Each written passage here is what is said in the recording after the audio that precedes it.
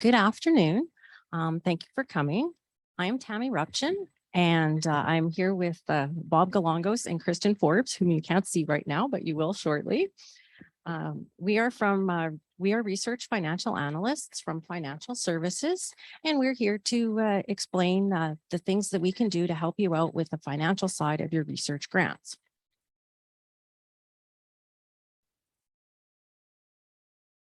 The first thing we'll do is start with an introduction about who we are and what we do. I will then get into the types of funding that you may receive. Following that, Bob will discuss a few things that you'll want to keep in mind when you're preparing your budgets, when you're applying for a grant, or if you happen to be updating a budget for a multi-year grant. Then Kristen will discuss some financial considerations that you want to keep in mind when you're planning your research activities. And she will go into a brief discussion about what happens when you receive a grant and how your research focal is set up. And we'll end with some time for some questions. So the three of us each have a service portfolio that is split up by faculty and internal departments. The listing can be found on URSource on the financial services page. But once you get there, it's a little bit tricky. So what you do is on the top of the page, you go into the column for APEA research and special projects, and then go down there and choose research funds. And then there's a document called responsibility split. So that's how you can find out whose portfolio you're in. Your analyst is your first contact, but we do cover for one another during absences and are familiar with many of the same processes. So please feel comfortable reaching out to any one of us if you happen to receive an out-of-office message.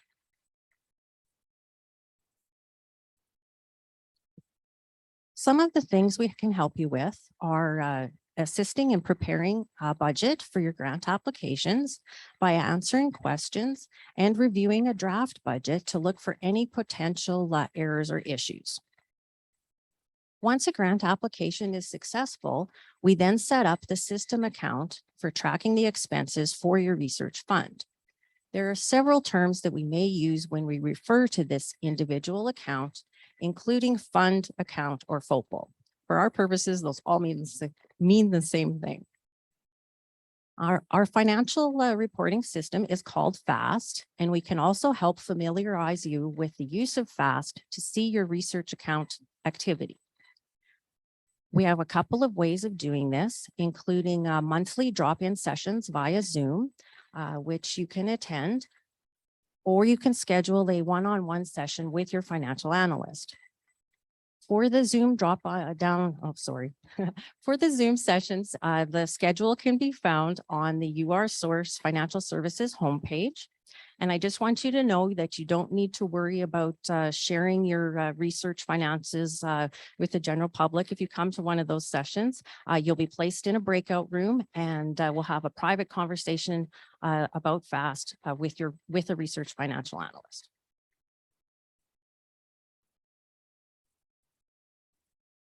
We are also here to respond to any questions you may have about processes. There are a number of people across campus involved at some point in many processes, but we want you to be comfortable reaching out to us so that we can help you or redirect your question to a person who is in the best position to assist you. Another thing we do is coordinate the deposits of funds into your research FOPLs, both at the start of your grant and on an annual basis if you have a multi-year grant. We also prepare financial reporting as required for your research funds, and we oversee any financial compliance requirements, including acting as a liaison if a project or funding program is audited by the sponsor.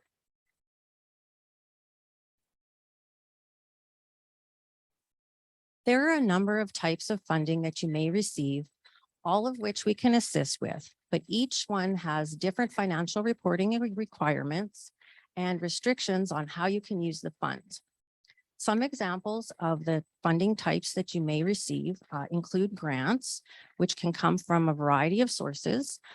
Common ones are tri-agency grants, which can come from NSERC, which is the Natural Sciences and Engineering Research Council of Canada, SSHRC, which is Social Sciences and Humanities Research Council, and CIHR, which is the Canadian Institute of Health Research. There are also many grants from SSHRF, which is the Saskatchewan Health Research Foundation. There are MyTax grants and CFI grants, which are from the Canada Foundation for Innovation. All grants have annual financial reporting requirements and specific guides for the use of their funds. Another way to receive research funding is through contracts with various sponsors. These contracts can be in the form of a contribution agreement or a fee-for-service contract. Each contract will have different terms. Oftentimes, fee-for-service contracts don't have financial reporting requirements, but contribution agreements will. And oftentimes, contracts can have invoicing requirements. No matter what type of grant or contract you have, in all cases, general accounting principles must be followed and University of Regina policies must also be followed. Now I'm going to hand the presentation over to Bob, who will discuss budgeting.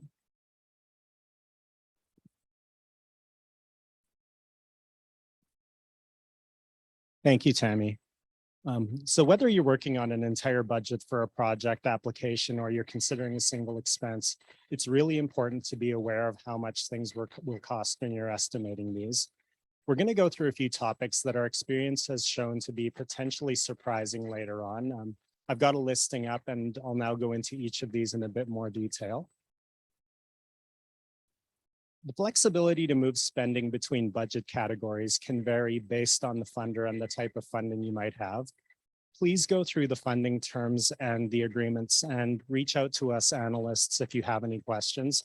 Sometimes the information can be clearly presented and sometimes it can be a little bit vague, but we have a lot of experience with these and how certain sponsors may have historically interpreted these. I recognize that you don't have complete information when you're planning expenses, but try to estimate things on the high side. It's a lot easier to deal with excess funds partway through a project than it is to deal with overspending later on. And you may also want to think about how you might scale your spending on a category or project level. And that's also a good thing to keep in mind. If you need to spend more on something than you planned, how can you make up for it? Can you reduce spending in another category, or do you have another source of funding like an APEA or research startup fund you can use? Or if the opposite occurs and you have a planned purchase that turns out to be unnecessary, what does that freed up budget amount mean and enable for your project? And with these general considerations, I'll now go into some more specific categories in budgeting. And the first one I want to talk about is payroll. One often overlooked expense is the benefits, which are made up of payroll, taxes, and benefits provided by the university for employees.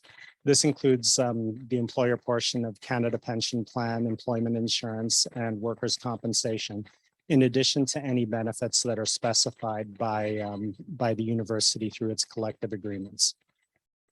In supporting students, it's worthwhile to go over the difference between employment income and scholarships here. Employment income is subject to these payroll taxes and benefits, and this is paid to individuals who are working on your research activities. Scholarships are paid to students to advance their studies or work on their research projects in order to help fulfill the requirements for their degrees. As we can all appreciate, the division between these can be blurred, and the appointment terms that are entered by you and your faculty administration doing the payroll and then reviewed by HR are really what determines which of these classifications is more suitable to your situation. Sponsors can express preferences for one or the other, but these are subject to the rules of the Canada Revenue Agency, and most sponsors will refer to these even if the language in their initial policies may seem to lead to one or the other. And for wages and salaries, the rates that we pay are governed by several collective agreements, and this affects the amount of benefits that are payable. There are several internal benefit classifications for employees under these agreements, but as a minimum, the university has to pay the employer portion of the payroll taxes identified in addition to the listed rates of pay in the agreements, and these are charged to the same sorts of funding. This works out to a minimum of 8% for the employer portions of the Canada Pension Plan, employment insurance, and workers' compensation. But a good planning percentage is 15% for students and 20% for other support staff.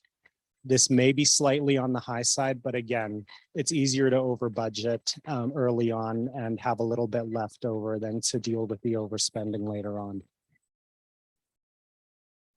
The next budgeting consideration I want to talk about is the application of sales taxes. There are some exceptions, but purchases of goods and services in Saskatchewan are typically subject to both the federal GST and provincial sales tax. As a university, we receive a rebate for a portion of the GST, but the two sales taxes combined have a total of nearly 8%. These are frequently included from or excluded, from quotes and listed pricing, and it can be a big enough amount to make a difference in how far your funds will go. So you certainly want to make sure that you are accounting for these in your budget for any planned purchases. These are also assessed for any items purchased from out of province or out of country and then imported during the invoice payment processes, even when they don't show up on the invoices at first. In addition to the direct costs of your research projects, the university incurs indirect costs associated with research and the administrative support and services provided. You may see these referred to as indirect or as overhead costs when you're applying for funding as well. They're intended to recognize the indirect costs of research incurred by institutions in their support of research.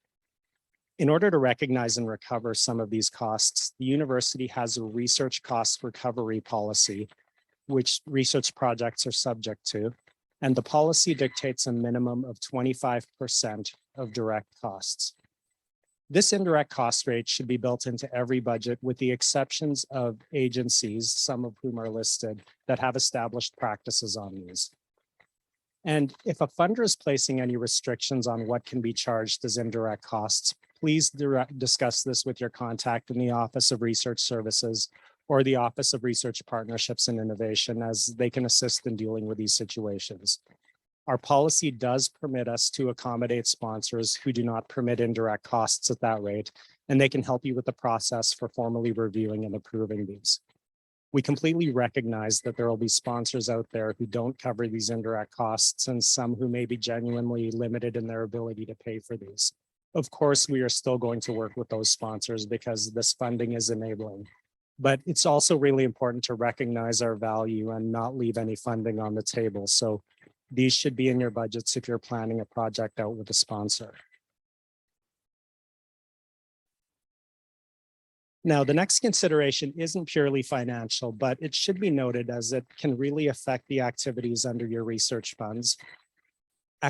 Assets purchased from funds held at the university are considered owned by the university, unless it's specifically outlined in agreements that they're owned by the funder or there are any other provisions. Here at the U of R, this applies to any equipment purchases or items that are over $2,000. For computer equipment, including smartphones, this threshold's $500. What this means is that these items will be barcoded with an ID number for inventory and subject to our internal monitoring procedures with our fixed assets team in financial services. A U of R employee has to be assigned the custodian of these items, and financial services team members will periodically verify these items on a sample basis. They may ask you to confirm that these items are still in your possession and are in working order, and in some cases, they may also request a physical inspection of them. Now, these items can be used by you and your research personnel under your supervision, but it's important to keep in mind if you're working with anyone that's with you on a term basis that you're responsible for retrieving these items when their terms end. There are options for these to be purchased from the university, but there are certain processes that would need to be followed if you want to do this for yourself or for any of your research personnel Like as an example, if a phone purchased on a research fund is to become the personal phone of someone working on the research activities, you're allowed to use these items for your university work for as long as you're with the university.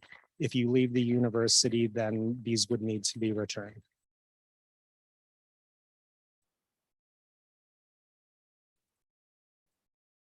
I'll now turn things over to Kristen to talk about planning research activities.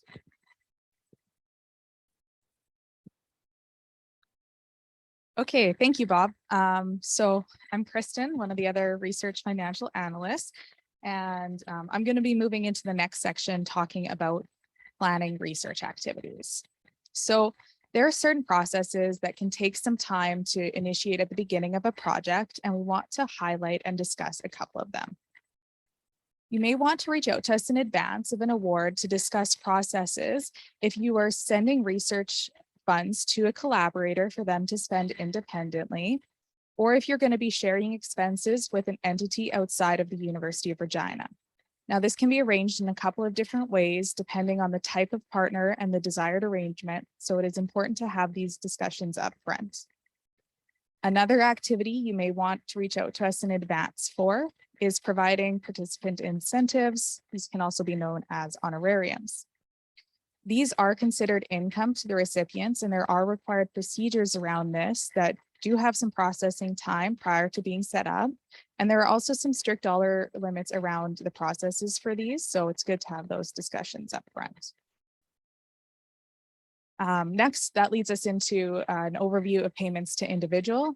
Again, many situational factors to consider, so please contact us to discuss your project's needs, and here we'll just discuss a few general notes about payments to individuals, including those research participants.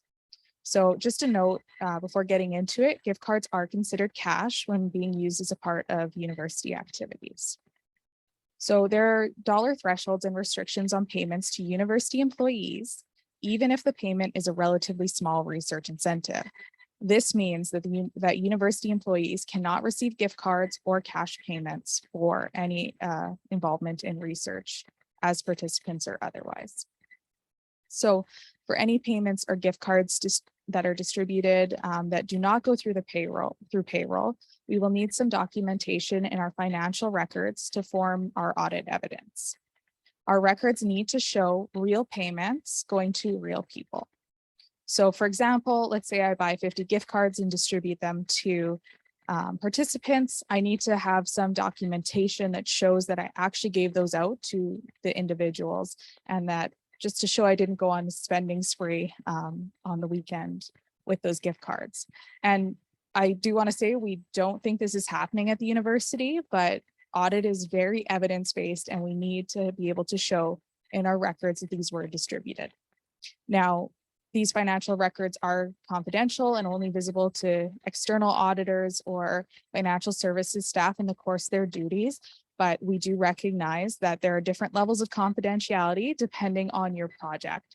And so in circumstances where you're not sure, please reach out to us. We will discuss your project and we will find a way to ensure we meet our documentation needs as well as meeting your confidentiality requirements.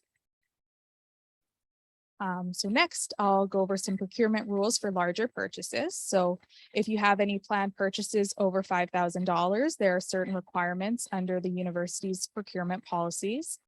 This process is overseen by supply management services, and the extent of the procedures depends on the dollar value. And we have included those thresholds in the well, you'll be seeing it somewhere else than me, but in the slides here. So for situations where a single source is the only feasible option for your activity, or you have a specific partner who has been working with you on the research who will be invoicing the university for payments from your research funds above these thresholds noted, you can complete a competitive bid exemption and submit that for approval to supply management services. Just a note, as a publicly funded institution, we do have a really high level of accountability when it comes to documentations of our procurement processes for transactions of these sizes. And if a partner is a named grant collaborator or essential to your activities, I'd expect it to be a formality, but it is still required. I do find that supply management services is fairly efficient and responsive, but may not feel that way if you're trying to get something done last minute, like an order or payment out. So please get in contact with them as early as possible to ensure that you know all the steps that need to happen for your process and to get that moving forward. And now the next planning consideration I'll talk about is insurance. And while this one doesn't affect the spending from your research funds, there are important requirements as you start to conduct your project activities. So that the university's insurance plans are, and to ensure, that the university's insurance plans are working as well as possible for us. So the university self-insures travel on university business, and this means that we do not need to purchase trip cancellation insurance, and the university will not reimburse for any trip cancellation insurance purchased. In order to help ensure that travel is well documented as university related, travel authorizations must be completed for each trip prior to travel. These are now an online form on URSource, and this identifies the traveler as well as the destination and the purpose with an approval from the supervisor. If there are any mishaps or cancellations around the planned travel, this document is a crucial piece of our insurance process so that we can clearly show that the trip was university related and not personal. The next thing we want to talk about here is insurance certificate requirements. So the university has several types of insurance, and in most cases will meet sponsor requirements for the amounts. In some agreements, including funding agreements and material transfer agreements, there will also be a requirement to have insurance certificates naming the sponsor or partner for the duration of the project. If you see any of these in the agreement, please reach out to our director, Barb, and her contact information is included on the slide here. The last thing I want to mention about insurance is that there is limited coverage for research samples under our insurance. There are costs associated with gathering, preserving, storing, and handling research samples that our insurance would not value well, and as a result of that, limit the amount we could recover on your behalf if samples were damaged or lost through an insurable event. People within financial services will be reaching out to other universities for advice on what they have for adequate insurance for research samples or how they do this. So on a project level, we can limit the risk of loss by thinking of our project needs and what we may need to buy to ensure that we handle and store these samples securely. So next, we're going to get into what to do once your award is successful, and yay, we're at that. Hopefully we're getting to that stage where we're getting those awards and you're starting your funded research activities. So a university system account, or FOPL, with you as the fund manager will be set up for your award once it is confirmed. This can be completed once you have all the compliance clearances in place, including any necessary ethics or animal care review. If your project requires ethics, but you've got some funded research activities that do not involve human participants, you can request an access to a portion of your funds prior to completion of that review. There's a form for this, and your research facilitator can help guide you through that process. So your funding has been awarded, that start date has been reached, and all approvals have occurred. Research services will notify financial services, and the appropriate financial analyst will set up your FOPL. Once this is set up, you'll get an email with your FOPL information included on it. You can access up-to-date information about your FOPL through our financial reporting system, FAST. There is the support, or the Technology, Training, and Support Center offer training sessions, which include a FAST training course, which can be helpful for someone who's just started. So if you're brand new, I would suggest enrolling in that. And as Tammy had mentioned earlier, we in financial services host a monthly FAST drop-in session for researchers via Zoom. These are within the first 7 working days of the month. So please feel free to drop in and join us there. As well, your financial analyst is always happy to set up a one-on-one session to go over any questions you may have or give some helpful hints or tricks about using FAST. So your system account's now set up, you have a FOPL, so it's time to start spending your money. Your role as the principal investigator after you have made some spending decisions is to authorize spending from your research funds. The form of this might vary depending on the type of expense, but you are essentially providing the instruction and permission to use your research funds to pay for an expense on your behalf. Most of these will start with the administration within your faculty or department, and the process will move through our systems to supply management services, payroll, or financial services until that transaction shows up in your FOPL in FAST and payments are issued by the university. Many research funds have financial reporting requirements, and we in financial services will prepare those for your approval and then submit them to the sponsor. There are formal financial reports as well as financial components of project reports, which you may be asked to prepare.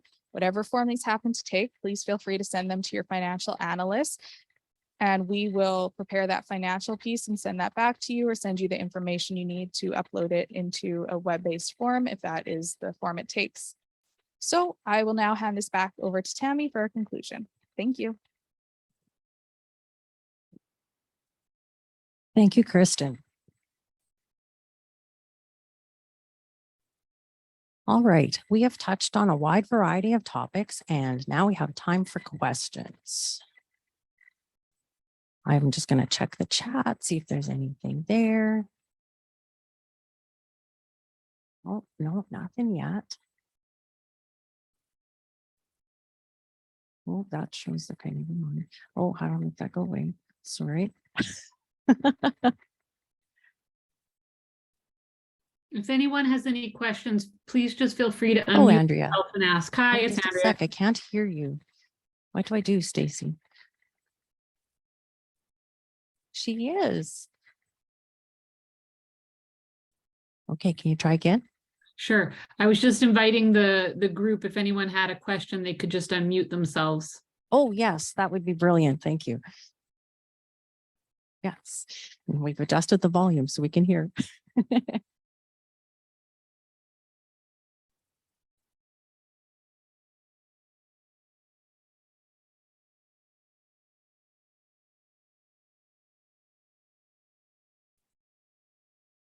I think this is because you were so very clear with your presentations. All right, well, that is fine. Oh, Alex is unmuting Oh, himself. there you go, Alex. Hi. Thank you. It was a very clear and straightforward presentation. Very well done. Thank you so much to the three of you. Really appreciate that. I guess I have two questions. This is a recording, and so I guess I will be able to go back to the slides. But I think on slide number 2, you indicated the instructions of how to find the finance manager that has been assigned to our research fund.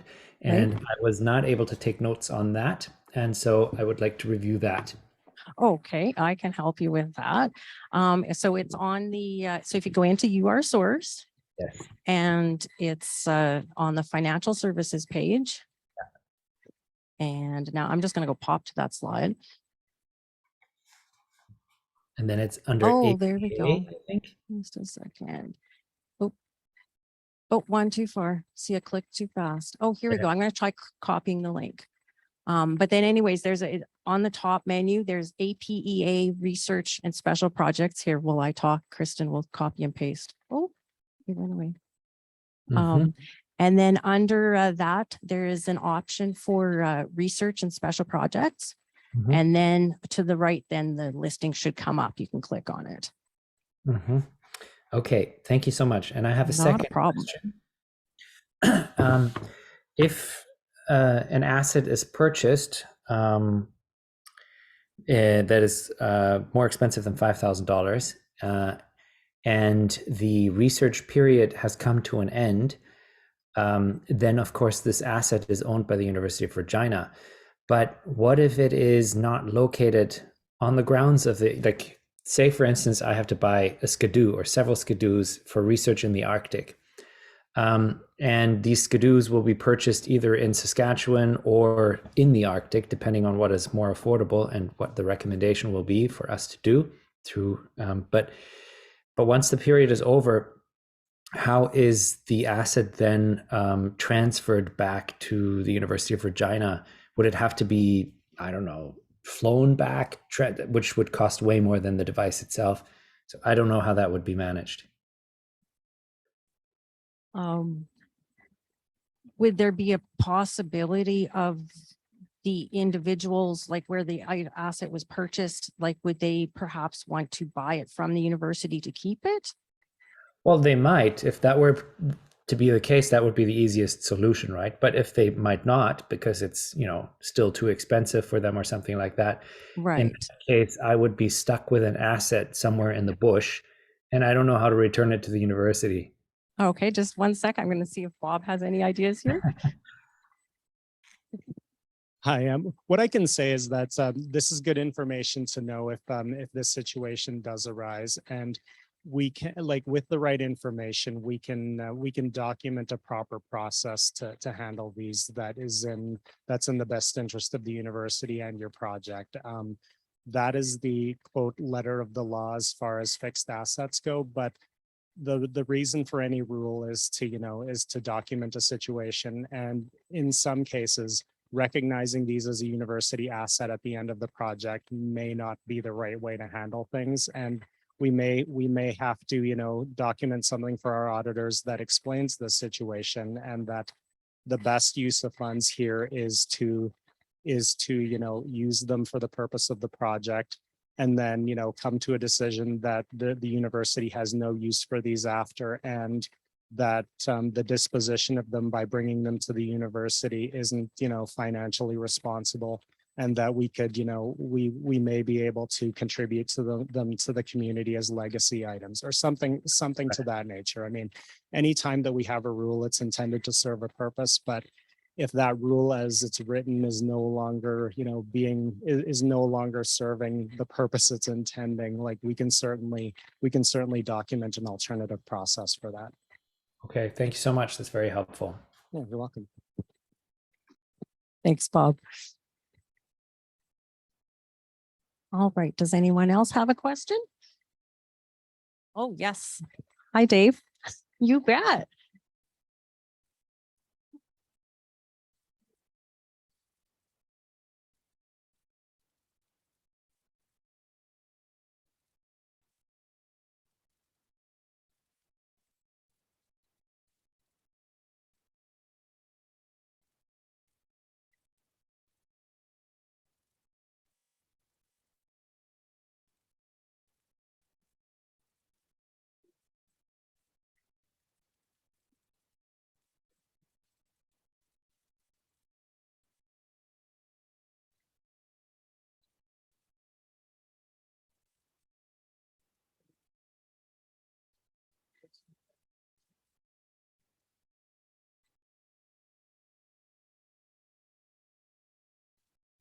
I'm not sure if everybody could hear that question.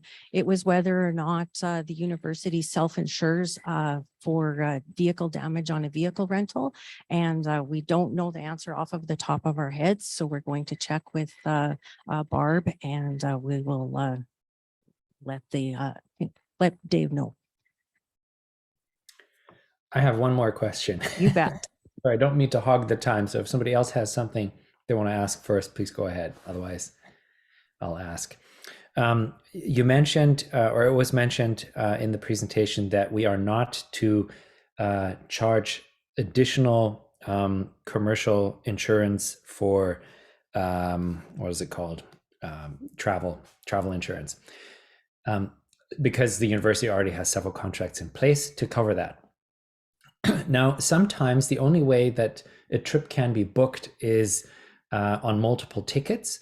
And so this makes it more risky, especially where overlays and bad weather play a significant role. And in remote travel, that is often the case. Sometimes it's not possible to buy a ticket that can be fully reimbursed, especially if a connection was missed and the traveler was found at fault for some reason or other. And I was wondering if how accommodating the insurance policies are that we have at the U of R, because unbeknownst to me, I didn't know how comprehensive our insurance plans were. And so in the past have purchased additional commercial insurance, just not to come home and have to buy tickets multiple times, as well as all the hotel nights and all the other costs that are incurred through the loss of travel because of weather or short connections. And so I won't be doing that in future, but I do want to be sure that U of R Travel really does reimburse for all the costs that that are subject to such disruptions in travel. I'll let Kristen address that. Thank you, Alex. So we do have a really comprehensive policy, and I would say if you've got exceptional circumstances where it sounds like you've booked through multiple airlines and different things, maybe get in contact with us and we'll walk through your specific situation with Barb. I would say as a general for everybody, if you're ever unsure and you're dealing with a odd circumstance, get in contact with us, because we want to make sure that we're covering us and covering you. So I think in most cases, yes, we've got very comprehensive insurance, but like I said, if you've got a weird situation, reach out, we'll touch base with the appropriate person and connect them with you or provide that information. Perfect. Thank you very much. All right, great questions. I have a question just kind of related to that. Okay. So if the research project is flying people in from various locations, am I correct in thinking that it's better for us to purchase those tickets or for the individual to purchase their own ticket? Like, who purchases the plane tickets if various people are coming from various locations? So what I would say is who's purchasing the ticket is not as key as the fact that they're included on a travel authorization form. So as we mentioned, that's what allows us to show our insurance they were on university business, which is what allows us to make claims if there is something goes wrong. So that's the key part there, is actually ensuring that they're on a travel authorization form. And that can be done by you filling it out. And there is a section where I think it's maybe says students and trying to remember off the top of my head, because it's been a while since I looked at that form specifically, but I think it might say students and research participants, but anybody who's traveling with you on activity, like your collaborator, anything can be included in there and their information completed so that we know they're on university activity business. Okay, great. Thank you very much.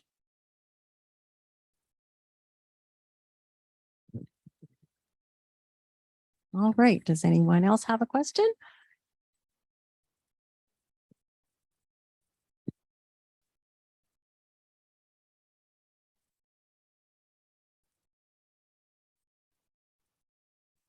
Oh, and then we're back at the beginning of the slideshow on the other side here. Hold on.